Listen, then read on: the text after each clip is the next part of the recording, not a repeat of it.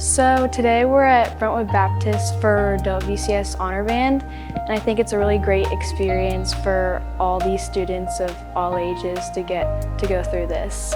So Honor Band is when all of the high schools and middle schools choose their best players out of their bands and have them come to Brentwood Baptist and come play. Either you score high enough to be selected for Honor Band, or your director believes that you have the skill sets available to be part of the best in Williamson County, so they select you to be a part of Honor Band. I feel really grateful for this experience because I feel like it'll bring a lot more experiences to me and it'll be very helpful in the future.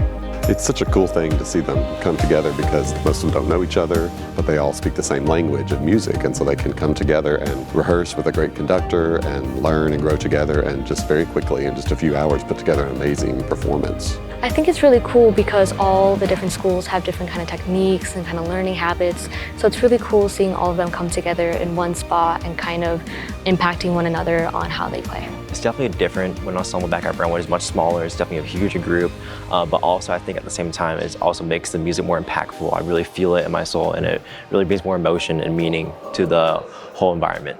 Every kid has a great experience here, and especially if it's a smaller band program somewhere that maybe is developing, these kids come here and get an amazing experience, and then they can go back to their school and tell the other kids, oh, this was so great, we got to do this, and you should really practice and audition next year. It kind of lights a fire into a program that could help that program grow and excel. It's really an honor to come every year, and being able to see people and see how you grow and see how you, seeing your growth throughout all of these years is really cool. We're going to be putting on a performance tonight, so our rehearsals are going to be very short. I would say I'm a little bit nervous, but pretty excited because we're going to be prepared for it. It is really important, I think, for the county because it gives all these young musicians a chance to learn something that they've never done before, new experiences, like rehearsing in a really short duration. It brings out the best band students in Williamson County, and it shows how we can achieve a very high caliber of music, and it shows how the value of education in the arts, how it turns out to be a great thing for all these students because it helps them in music and school and overall as a better person. Right now we are doing our bike safety unit in which we sign up for our free-wheeling bikes with the district, and they deliver about 40 bikes, including some balance bikes, so we can teach our kindergarten and first grades some bike safety lessons, things like that. Things like know when to stop, when to slow down, know what the signs mean, recognize the signs, and just have an overall road presence and road understanding of when they're on the road or the sidewalks riding their bikes. We are learning about signs, when to stop, when to slow down, and we are also learning about signals.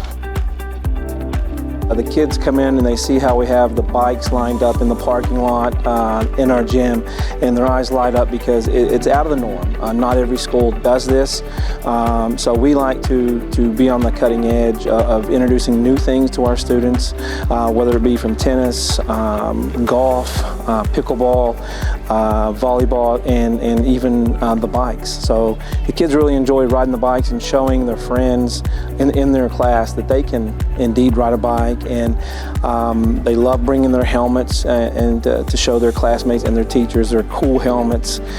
So it's real fun for us. We enjoy doing it, and we've done it now for about 3 or 4 years in a row. I don't usually get to ride my bike during like the winterish time, and I've been wanting to for a little bit. And now I finally got another chance.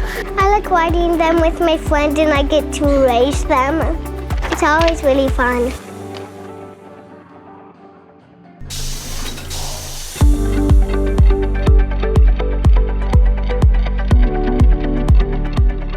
I'm Deepak Bala, and I'm a senior at Knowlesville High School. So I ended up getting a 36, like a perfect 36 on my October ACT. So that happens when you get a composite 36 by getting a perfect score on each section. So English, math, science, reading, across the board you get a 36. I finally felt like a weight had lifted off my shoulders, because that means the stuff that I had worked for all this time had finally paid off. So there is a misconception that when you take the ACT, you either do good or you do bad, and a lot of people go into it without like really thinking about it any other way. But I want to just tell you guys that that isn't true, because prepping for the test is kind of like preparing for a race or a track meet, because I do track, or like any kind of sport event or a workout. You have to be able to put in work, be consistent with it in order to see your results. So when I actually got the score, it was not my first time taking the test, that was my 4th time. And so I had to take it multiple times in order to get used to the format. Like, I was bent on getting a better score, I was bent on improving each time. The first thing I say is, even if you don't like your score, be proud of yourself that you actually did it. You sat through a 4-hour test. That takes courage, that takes practice, and that takes determination. So you already have the building blocks to get a high score.